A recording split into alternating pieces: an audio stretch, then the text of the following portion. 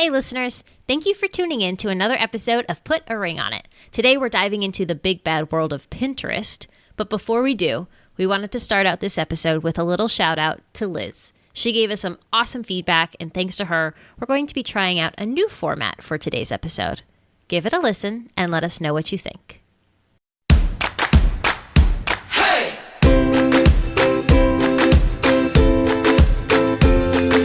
Hello and welcome to the Put a Ring on It podcast, a podcast from me, Danielle Pasternak, wedding coordinator of DPNAC Weddings. And me, Daniel Moyer of Daniel Moyer Photography. The Put a Ring on It podcast is for brides, grooms, and anyone planning a wedding who wants insider knowledge, behind-the-scenes stories, and downright sensible wedding planning advice. Let's get started.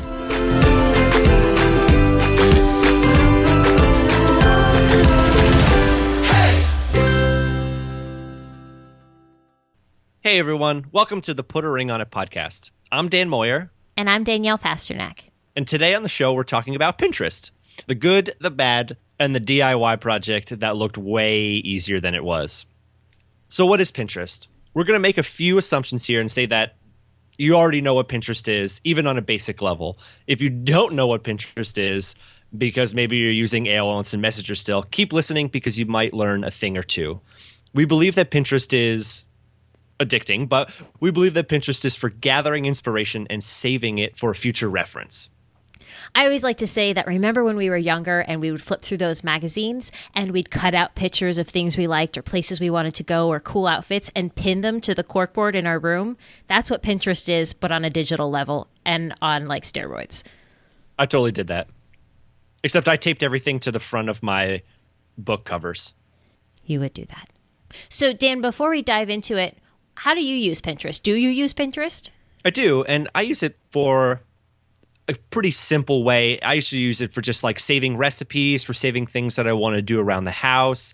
Just very, very basic, very general ways of kind of organizing information and things that I want to save for later reference or just ways to be inspired. Cool. I have a Pinterest board or two under my name.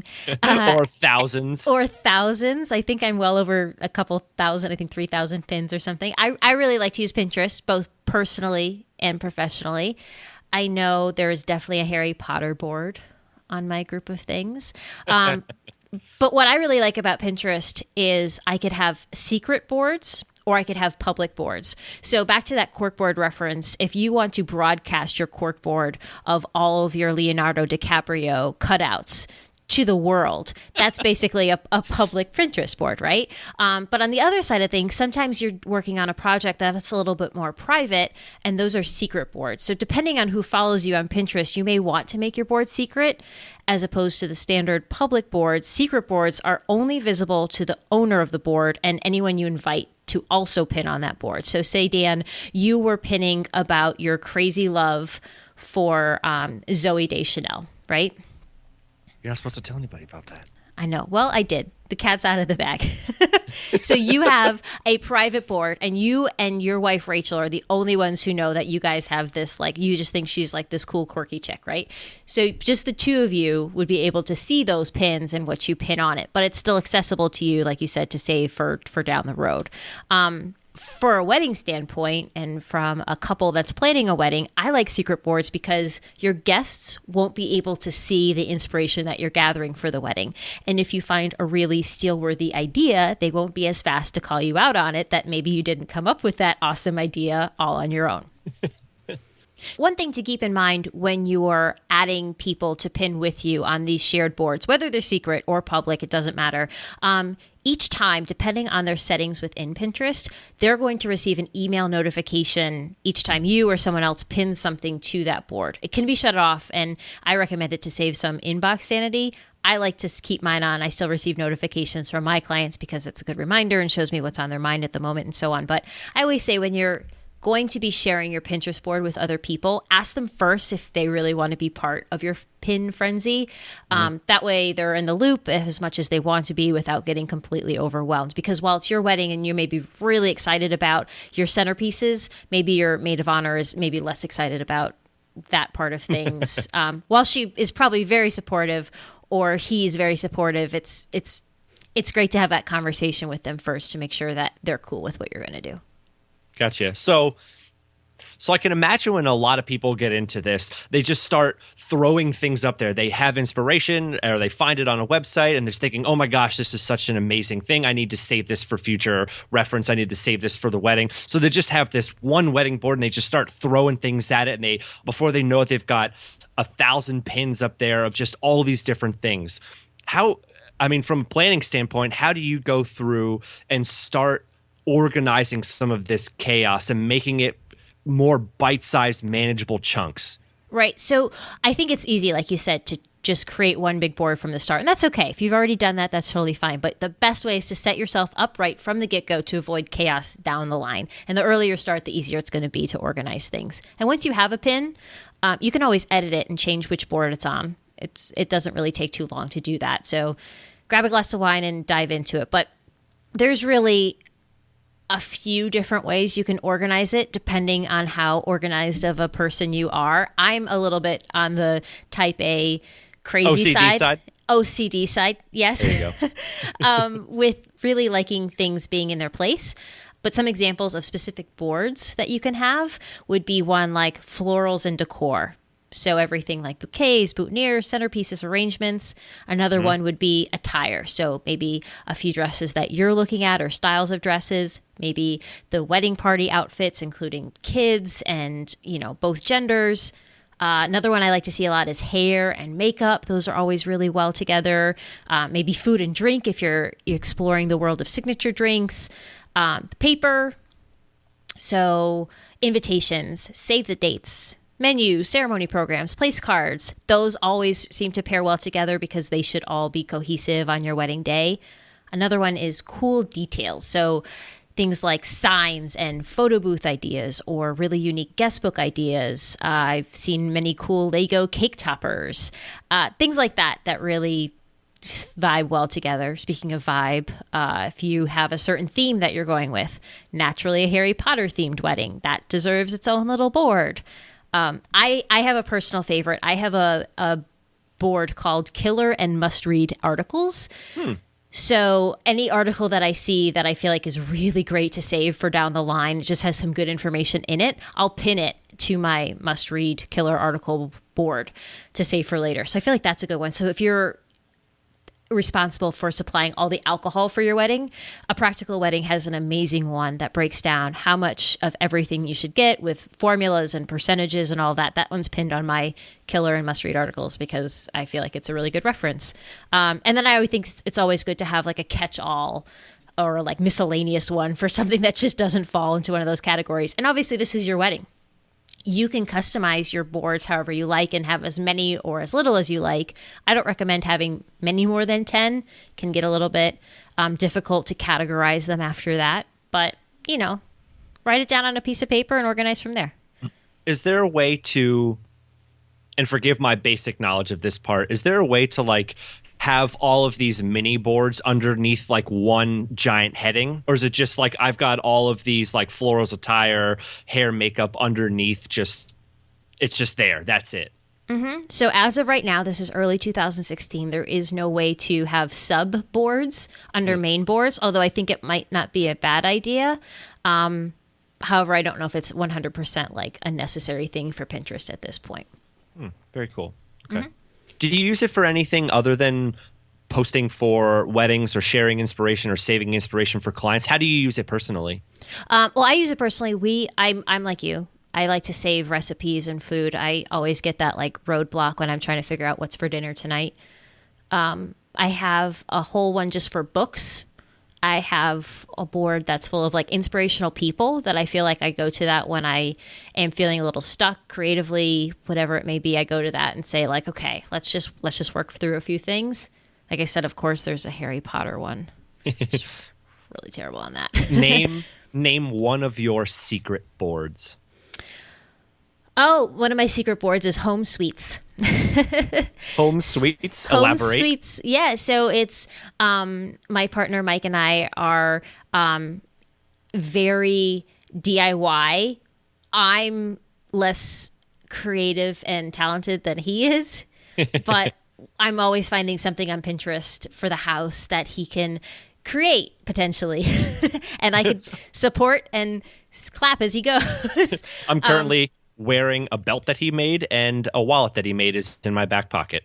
Yeah, he's a very creative dude. So I like to have a board just full of home stuff, but I feel like because my brand is very wedding centric, that I don't necessarily want to bog down people who follow me for that wedding content to be like, why is she pinning about bathroom organization all of a sudden? So I keep that one private, and Mike and I share that board together. And I think he gets a whole lot of emails, notifications when I'm pinning stuff, and I feel bad, but that's okay. He just knows what I'm thinking.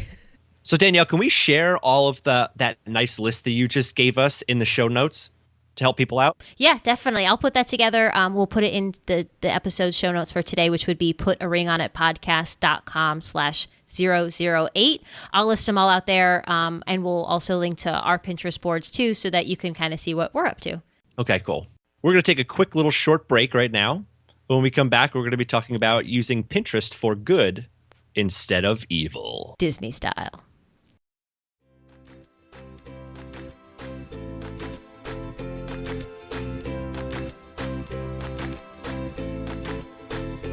Coming up this season, we've got some incredible new episodes for you.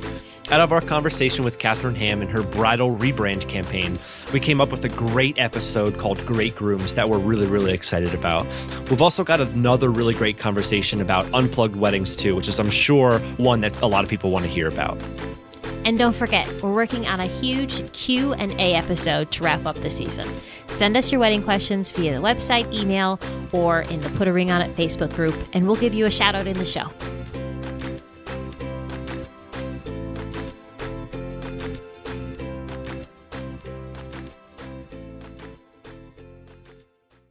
Okay, team. Welcome back to episode 8 of the Put a Ring on It podcast.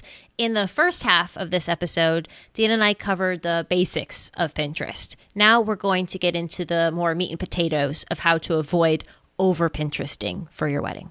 So how to use Pinterest for good and evil. Oh, boy. Mm-hmm. So I think the first one, Dan, I imagine is near and dear to your heart. I always like to say what not to pin. And if you rewind a little bit in this episode, you'll notice I did not mention having a Pinterest board for, and I'm using air quotes here, photography. Yeah. I know a lot of people will pin things about, photo poses and, location and lighting and all that kind of stuff. But the reality of it is that you're never going to be that same couple in that same place with that same light. So recreating a picture or a pose or whatever is going to be very difficult. And I think in most cases, it may hinder the photographer who's shooting your wedding, because instead of looking at the space and what they're given and being creative and allowing them to do the job that you hired them to do, they start thinking more about the list. At least that's the way that that's the way that I think. They start thinking more about the list and the shots that you want them to get, rather than using their artistic ability to create something in front of them. That's true. And we're not saying not to give your photographer a list, especially when it comes to family photos. Like, they want to know, I want to put a photo of me and my brother and my mom, or whatever it is. We're talking more about those poses where you're like, I want a picture of me standing on that rock, on that cliff, on that mountainside, with that sunset, with that hunk of a dude, and that $1 million dress with the wind just blowing just right. Those are the things that are next to impossible, and pretty much are impossible for photographers to recreate. So when you create a board that's full of that, you're setting yourself up for disappointment. And the last thing you'd really want is to be disappointed for your wedding day, because if you go back to episode 7, just take a listen, because Liz makes a few really, really great points about focusing on joy for your wedding, making that as your goal rather than cultivating the perfect image or trying to recreate the best Pinterest photo that you could find. And something we talked about a bit in episode 7 was that not everything you see on Pinterest or on blogs or magazines is real. A lot of the things are styled and shot for publicity for the pros involved for it. So when you see this beautiful tablescape or whatever it may be, it's not always for a real wedding. And that makes it really hard to scale when it's translating for 100, 200, 300 guests. That can add up really quickly. And a lot of the pins are from, again, using air quotes, platinum weddings, which with budgets well into the 6 figures, which I think on average, most couples don't have that type of budget for their wedding. Yeah. Look closely at some of those styled pictures that you may see on Pinterest, and you'll see a small table with 2 or 3 or 4 place settings. So as Danielle said, scaling that up can be really, really difficult and very costly. Right, exactly. It's not just a matter of ease of scaling it up. It's the cost that comes with it. Yeah. A lot of things are hand lettered and just absolutely stunning. And, there's ways, though, too, that you can take that inspiration and say, this is what I really love about this, and find ways to do it on a budget that works for you. Maybe it's possible.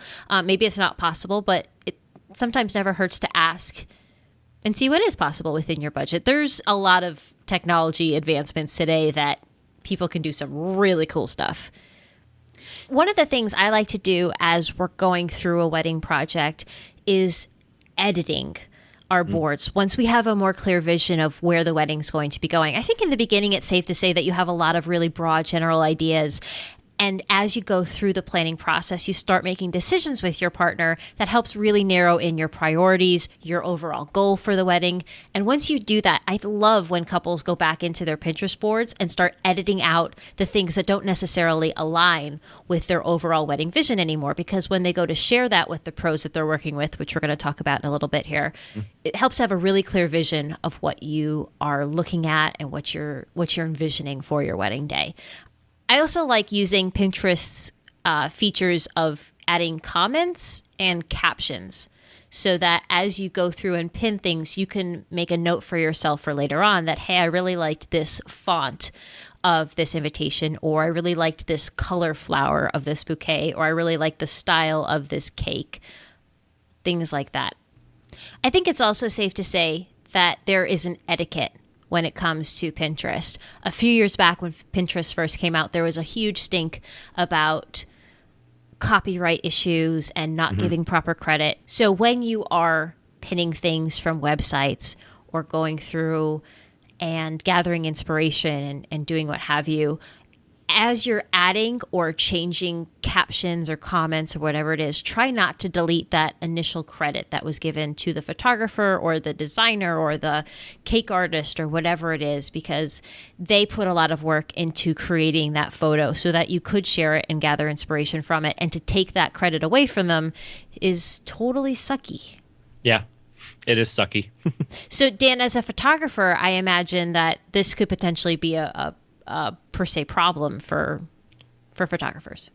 Yeah, the only cases I've seen where it was potentially an issue is where like somebody screenshotted an actual image from their website and put it on there, and it just got floated around without any credit or recognition to where they found the image. Yeah, because I guess the last thing you'd want, especially as a photographer, because you're really the one responsible for creating that image with lighting and composition and other photography words, you took all this time to create the image and it gets shared, and that's an amazing feeling, but no one knows that it's you.